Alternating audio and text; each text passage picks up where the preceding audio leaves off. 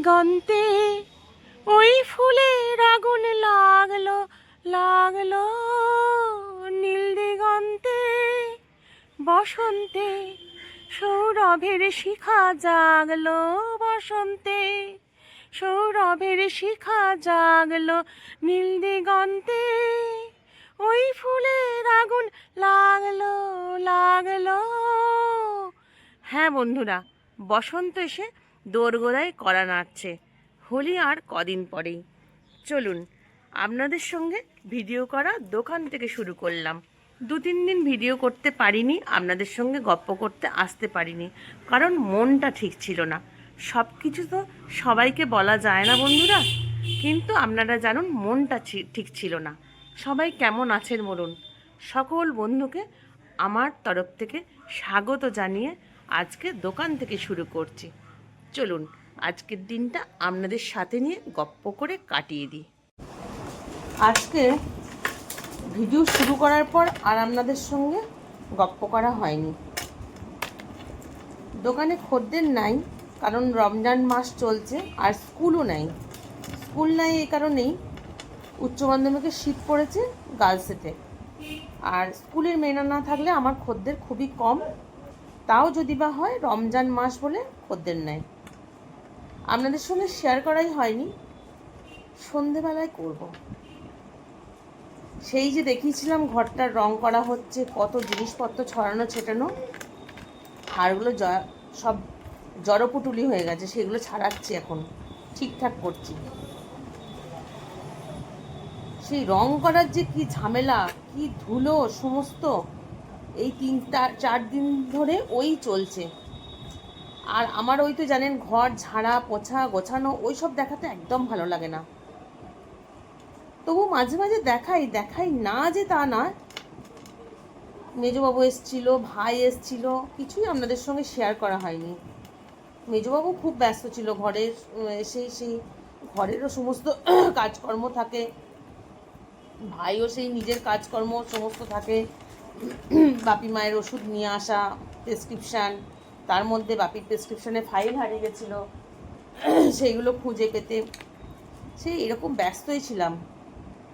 ওইগুলো তো আর camera on করা হয় না, সবসময় সব কিছু শেয়ার করা যায় না। যাই হোক, এবেলায় একটা খদ্দের হলো, 40 টাকার মতো বিক্রি হলো।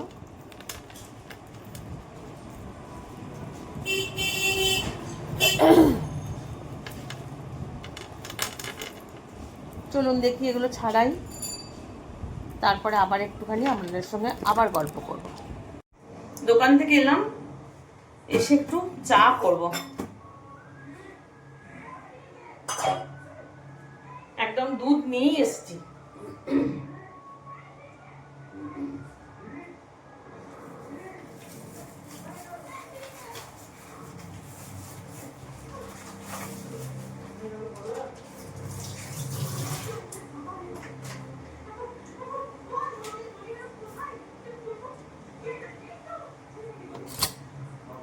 চলুন দুধটা কেটে চাটা খেয়ে নিই, মা আর বেটা খাবো, কারণ মেজবাবুও নাই, ভাইও নাই। ঘরের রং তো কমপ্লিট, কিন্তু জিনিসপত্র এখনো অগোছালো।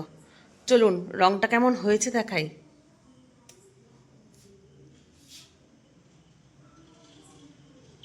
এইগুলো কি করে করেছেন একটু বলি। হ্যাঁ, আপনারা অনেকেই জানেন, তবু যারা জানেন না তাদেরকেই বলছি। এগুলো মোমবাতি জ্বালিয়ে জ্বালিয়ে মোমবাতির যে ভুষোটা, সেই ভুষোটা দিয়ে করেছে, মানে শিখা থেকে যে কালিটা ওঠে। আর এটা হচ্ছে আমার প্ল্যানে হয়েছে। দেখুন কেমন লাগছে। এখনো কিছু গোছানো হয়নি।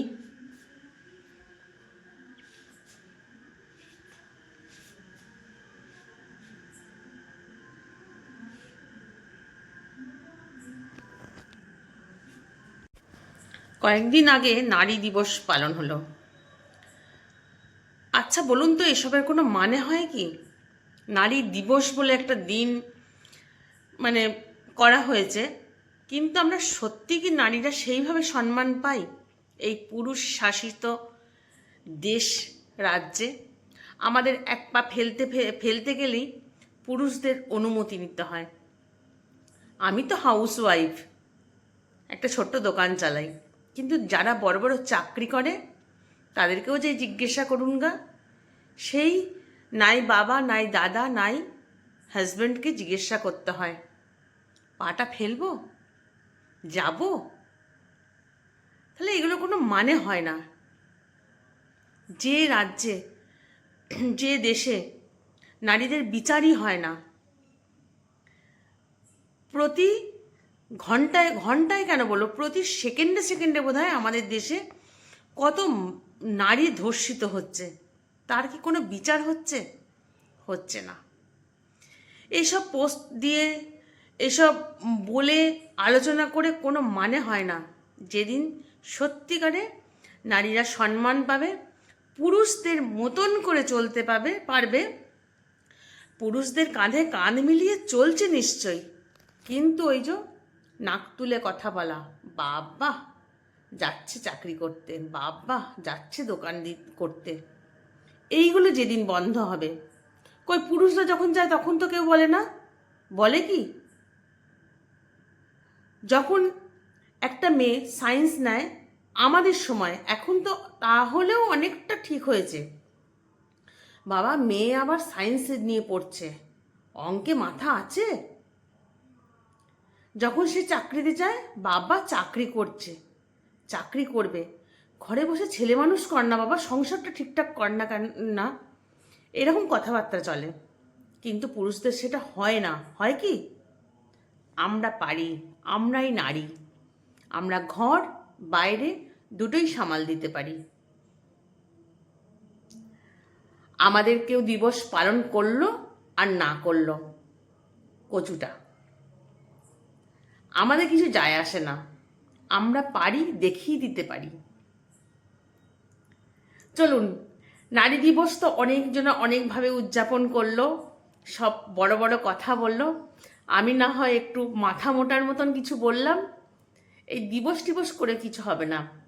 যেদিন নারীরা যোগ্য সম্মান পাবে এবং বিচার পাবে, সেদিনই হবে আমাদের দিবস। আজকে এই পর্যন্তই।